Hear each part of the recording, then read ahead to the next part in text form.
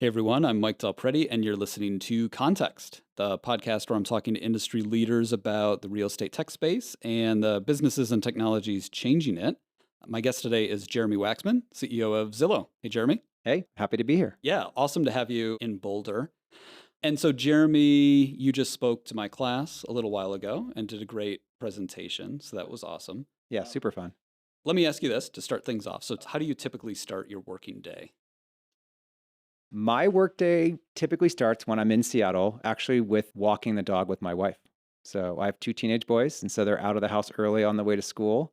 And I often will get time before the day starts, kind of in all weather, to get a quick walk in and we chat and we get the dog some exercise and we get ourselves some steps to wake ourselves up for the day. So Yeah, that and a cup of coffee. that's good. What kind of coffee?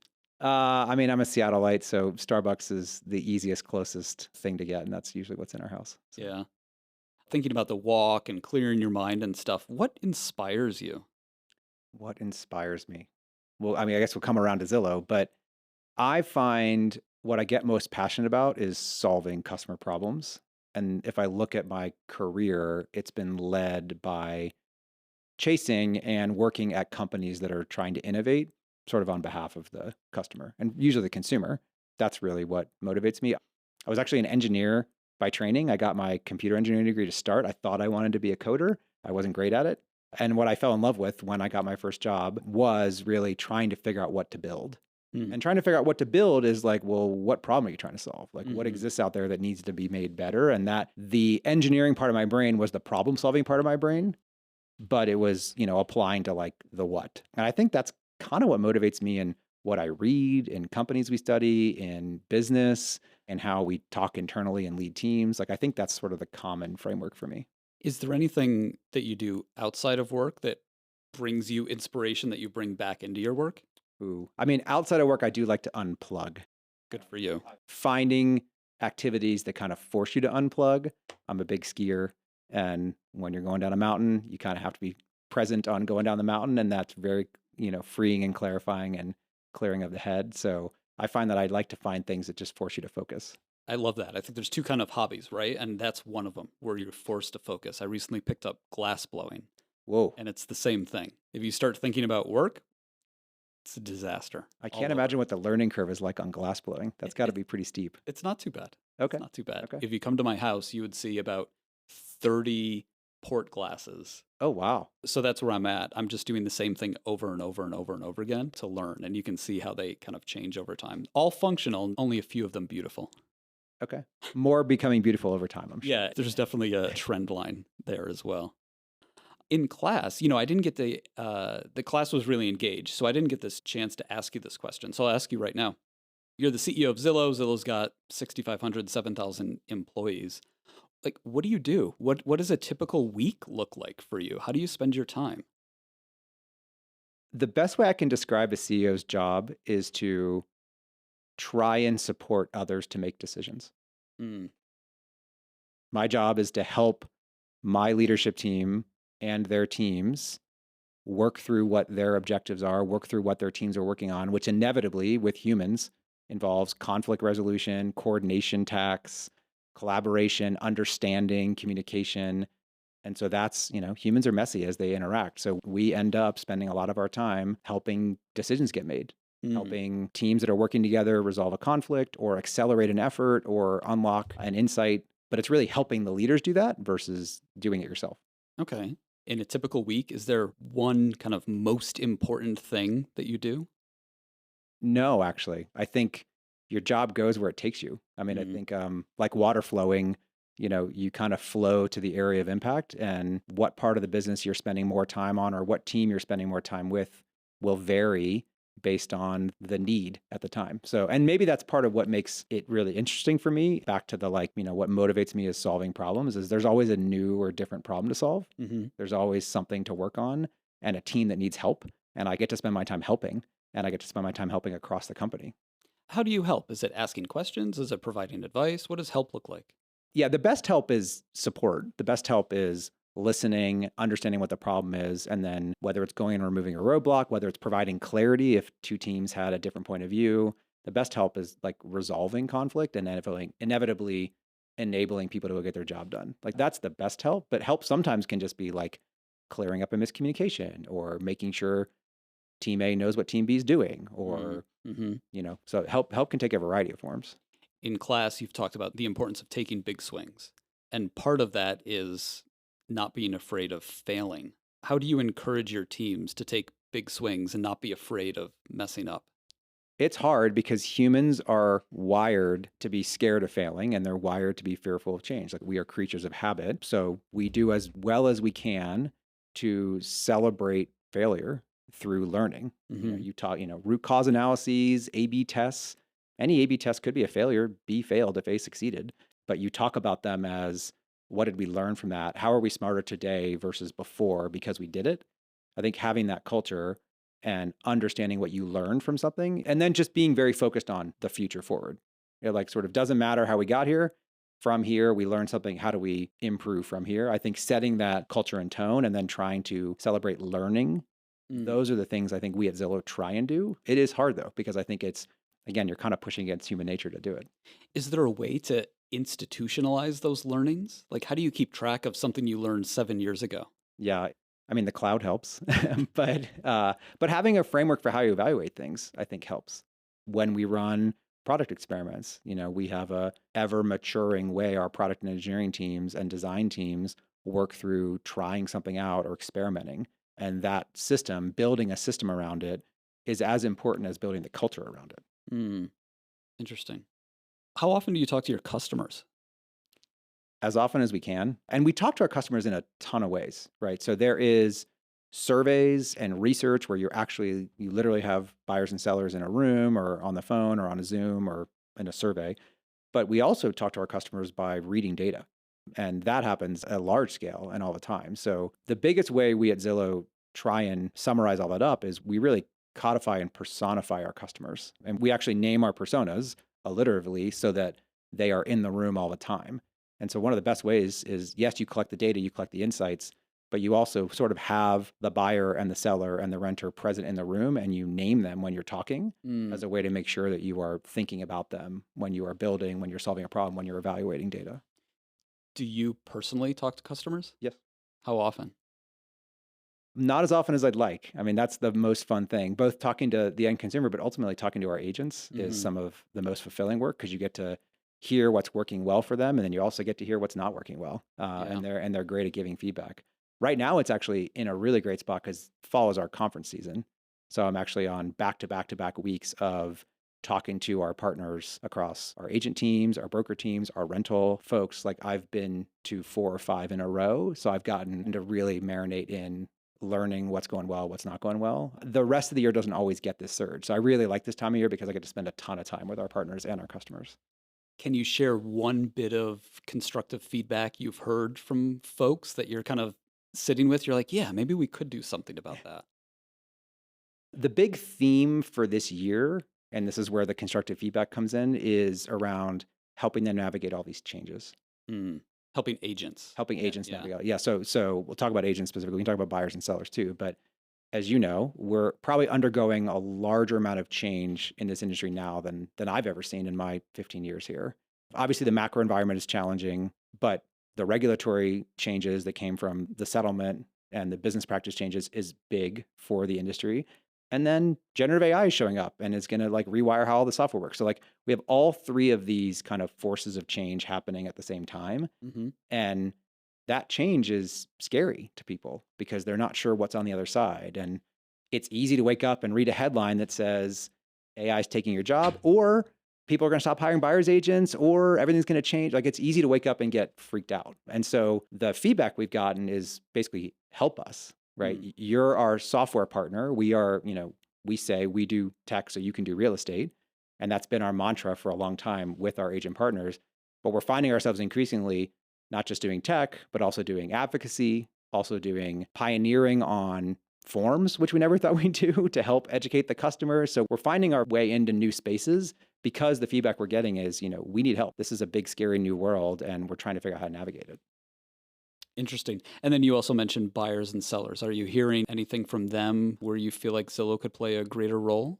The big opportunity that's coming with all this is better education. for the buyer and seller. And if you think about what the industry changes are, you can really sum them up as evolutionary, not revolutionary, and more education and transparency for the buyer and seller, right? Just think about the two big changes that have happened. The requiring buyers to sign an agreement with an agent. That's a great thing because as we learned from talking to our buyers, most buyers didn't understand how this works. They don't understand how people get paid. Maybe they were told, many were not told, right? And then sellers having choice in how they offer compensation, not requiring them. Like that's a good change too. Sellers should be able to choose that. Both of those things end up with a more educated consumer. And when you ask a buyer or seller, almost everyone is going through this transaction for the first time. So they don't know how it works. And so they usually are learning on the job. They're learning as they're going. And so more education is great for them. So a good example of that is we pioneered a touring agreement as Mm-hmm. part of these changes. We never had put an agreement that's our form in front of anybody, but no one was stepping up to put a form to meet this need that said, hey, all buyers have to sign something before they go to our house. We said, okay, well, we believe buyers should have choice. So let's try and help codify a lightweight form. We call it a dating form before you get married, right? That Yeah. you can go see a home with an agent, 7 days, non-exclusive, for free, so that you can choose a great agent. We think that's better for the buyer. We also think that's better for the agent because that helps great agents win that business. They can show how great they are at what they do. That's a good example of us stepping in to help the buyer in a way that they wouldn't have known to ask for that a year ago because they didn't know it was a thing. But now we're here and fast forward a couple of years and buyers are going to be used to signing an agreement to go see a house and date an agent before they marry an agent. Yeah. There is a lot going on. One of the other things going on is this whole clear cooperation debate.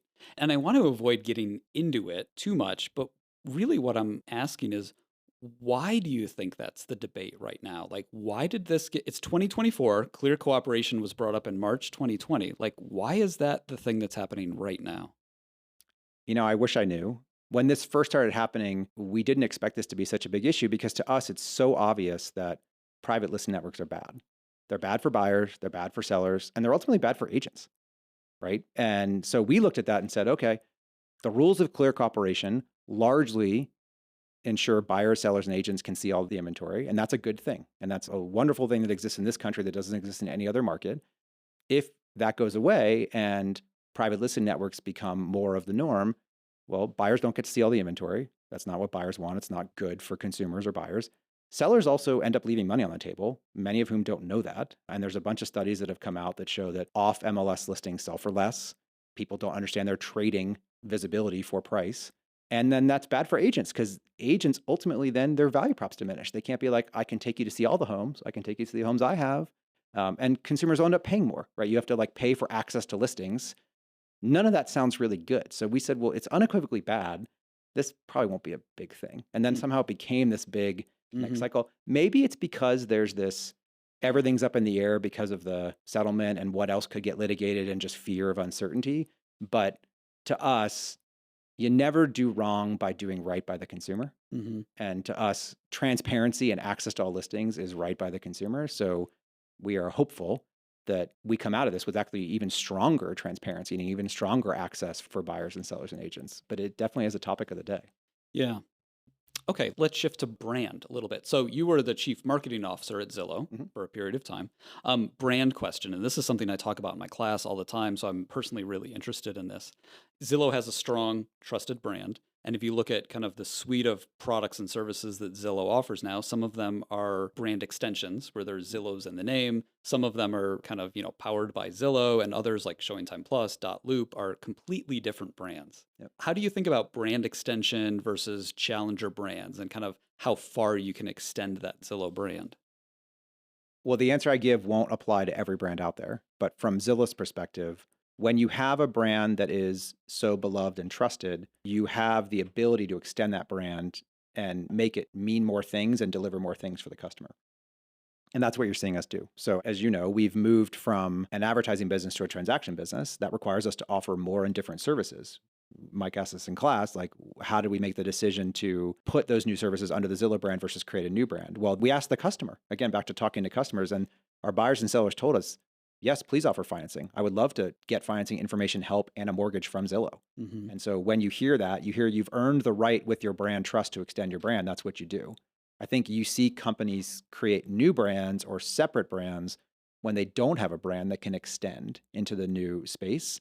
And so for us, the decision was easy, but I think it's the result of building a not just large and well known, but pretty trusted brand with the buyer and seller. It's the same. We made the same decision 6 or 7 years ago. I can't remember when we went into rentals. You could have created a totally separate brand for rentals.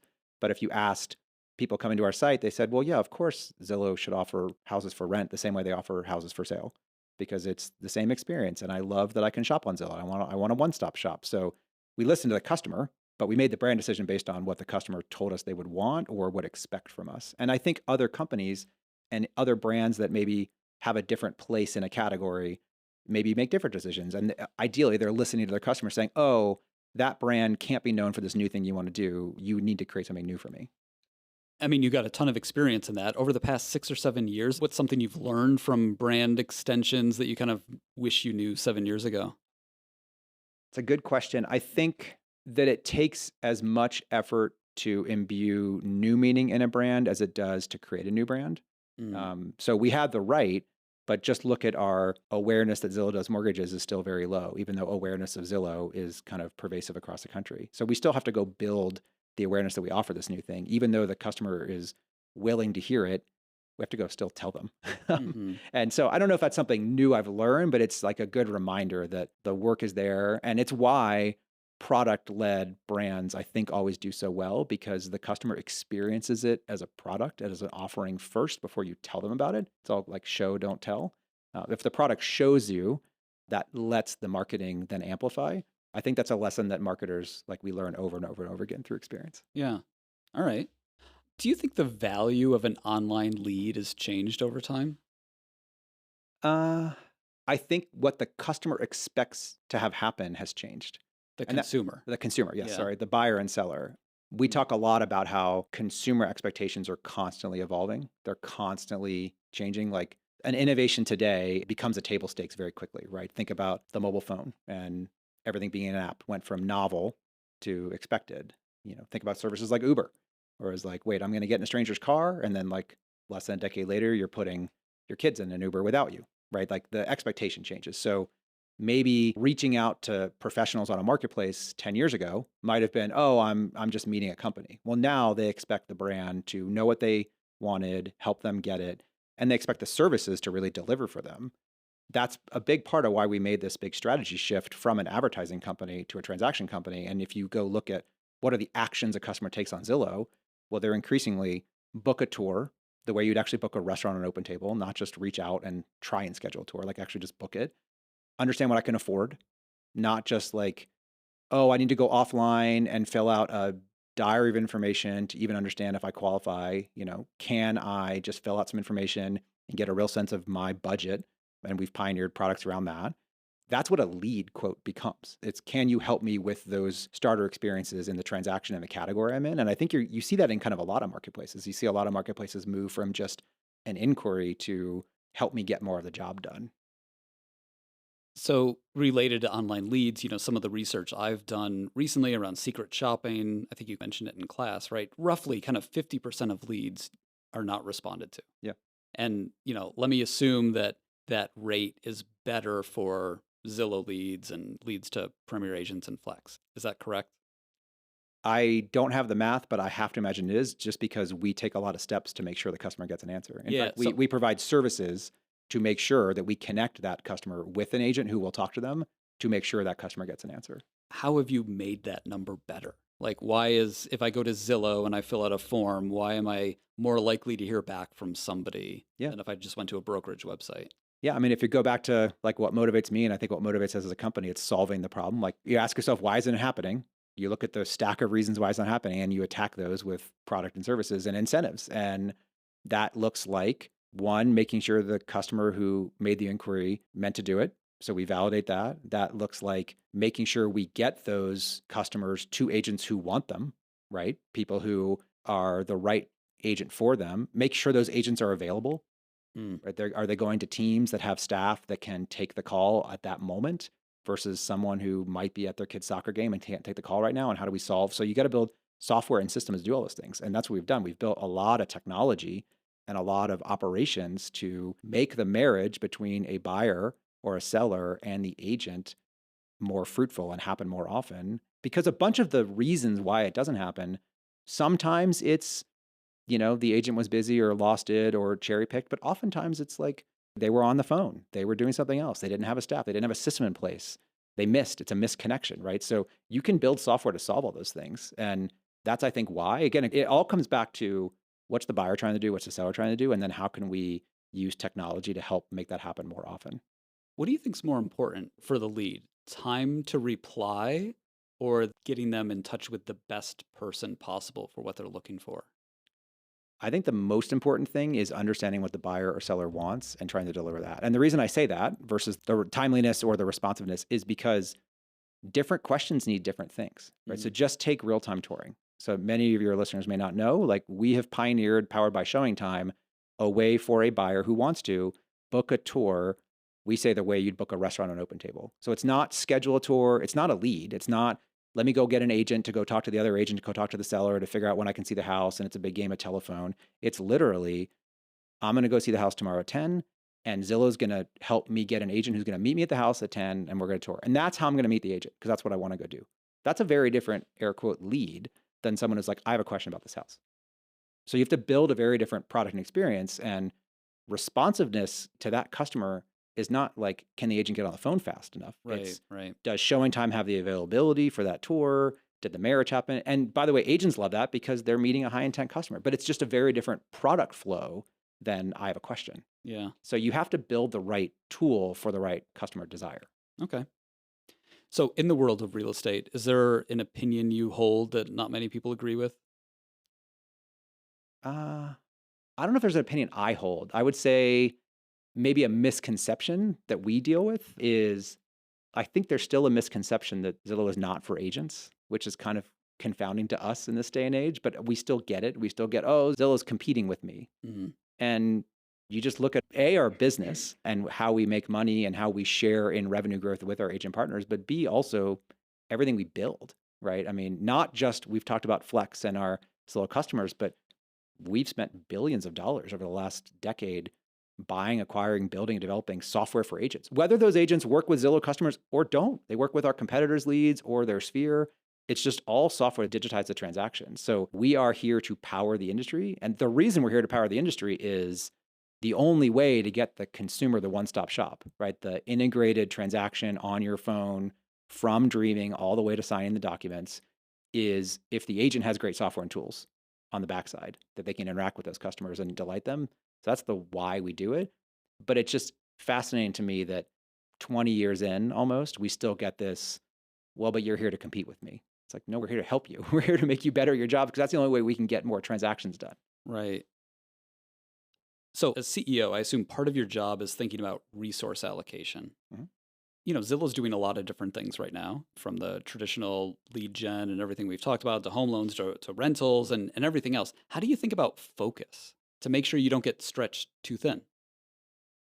Focus really starts with strategy and making sure your strategy is clear and well articulated and communicated and well understood by the team. And so once you've articulated your strategy, then your resources and your resource allocation can fit in strategy. And then it's just a conversation of how much in each area.